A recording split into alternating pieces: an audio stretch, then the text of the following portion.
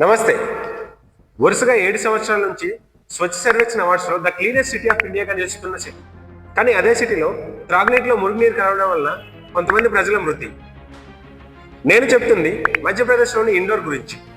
Local and national media చెప్తున్న దాన్ని బట్టి ఇండోర్లోని middle class and poor people నివసిస్తున్న భగీరథ్పుర అనే కాలనీలో డ్రింకింగ్ వాటర్ సప్లై చేసే పైప్ లైన్ డ్యామేజ్ అవడం వలన మురుగునీరు అందులో కంటామినేట్ అయింది.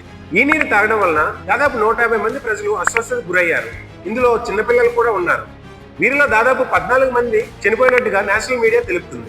మధ్యప్రదేశ్ మంత్రి అయినటువంటి కైలాష్ విజయవర్గీయ చెప్తున్న దాన్ని బట్టి డిసెంబర్ 31 నైట్ వరకు దాదాపు 60 మంది పేషెంట్లు హాస్పిటల్ వచ్చారుగా వారికి ప్రైమరీ ట్రీట్మెంట్ ఇవ్వడంతో దాదాపు సగం మంది కోలుకొని డిశ్చార్జ్ అయ్యారు. ఎంతమంది చనిపోయారు అనేది స్పష్టంగా లేదని ఆయన చెప్తున్నారు.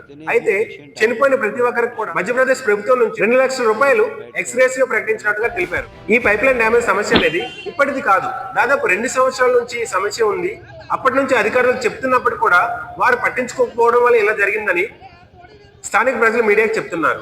మన దేశంలో ఎమ్యూనిటీస్ కల్పించడంలో ఒక డిపార్ట్మెంట్ కి ఇంకో డిపార్ట్మెంట్ కి కోఆర్డినేషన్ లేకపోవడం వల్లే ఇలా జరుగుతున్నట్లే తెలుస్తుంది. మరి ఇండోర్ కి ఇన్ని సంవత్సరాల నుంచి ద క్లీనెస్ట్ సిటీ అనే ట్యాగ్ లైన్ కేవలం రిచ్ పీపుల్ ఉన్న ఏరియాస్ మాత్రమే పరిశీలించి ఇస్తున్నారా అనే డౌట్ రాక తప్పదు. ఇలాంటి ఇన్ఫర్మేటివ్ వీడియోస్ కోసం ప్లీజ్ సబ్స్క్రైబ్ ద ఛానల్.